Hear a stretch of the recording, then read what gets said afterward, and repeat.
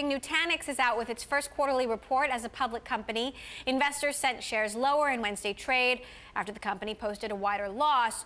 Joining us now from Scottsdale, Arizona for an exclusive interview, Nutanix CEO Dheeraj Pandey. Dheeraj, thank you so much for joining us today on the show. So a strong report, but investors didn't love it. What's going on? Well, I think it's just been 24 hours since the results. We look at things on a kind of longer term, so next 3 months, 6 months, 12 months. That's the way stocks should be looked at as opposed to 24 hours.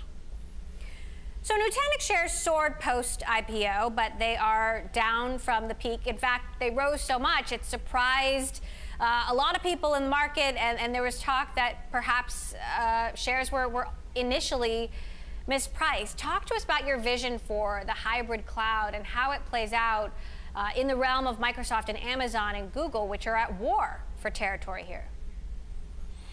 I mean, if you think about it, right now there's one real leader in cloud, and that's AWS. Microsoft has done a lot of work with O365, which is their Office application cloud, and then they have Dynamics CRM, but Azure is still supposed to be tested at scale, which it hasn't, and Google is still in the very early days of thinking about what products, what services is going to build in the cloud itself. So at scale, there's only one cloud, that's Amazon. And even that has not been tested for the global 5,000. I mean, they have some really large customers, 10, 15, 20 of those, that probably they drive majority of their revenue from.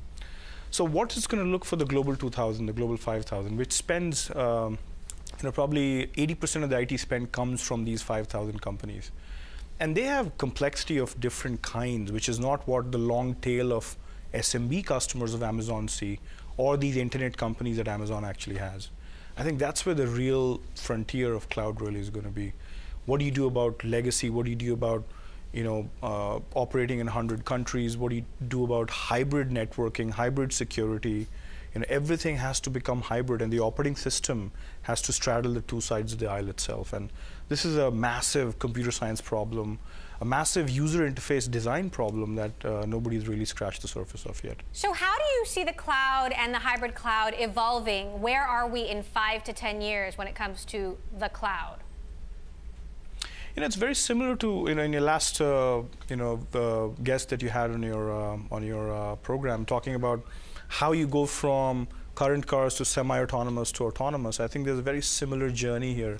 It's not like all of computing that used to be on-prem is going to all of a sudden become rented, because there's value in owning and renting. Things that people want to own because they're predictable. It's like you don't want to go and rent a hotel for 3-5 years if you know you're going to live at a place, or you're not going to rent a car for 3-5 years if you know you need a car for the next 3-5 years. So I think there's going to be this yin-yang between owning and renting that will basically shake itself up in the next 3 to 5 years. And do you think owning will go away at some point?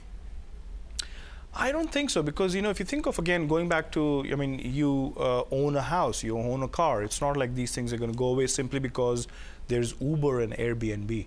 I think computing is very similar. When you know that you're going to spend this much and your workloads are this predictable, it's much cheaper to own than to rent, because renting has this sort of extra premium that's attached to it in terms of pricing and the cost, that you might just pull the plug tomorrow and somebody needs to make money off of that optionality, which is what happens with hotel rooms and rental cars and so on.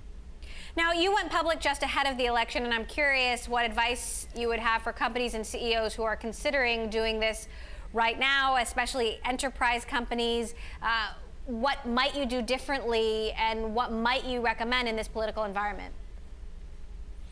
Well, I think the new political environment probably doesn't change much in terms of IPOs, but obviously there's some policy decisions that will actually happen in the coming, probably year or two, around immigration, around manufacturing more in the US, things of that nature. Maybe what happens when US and Russia become friends as opposed to enemies that they are today.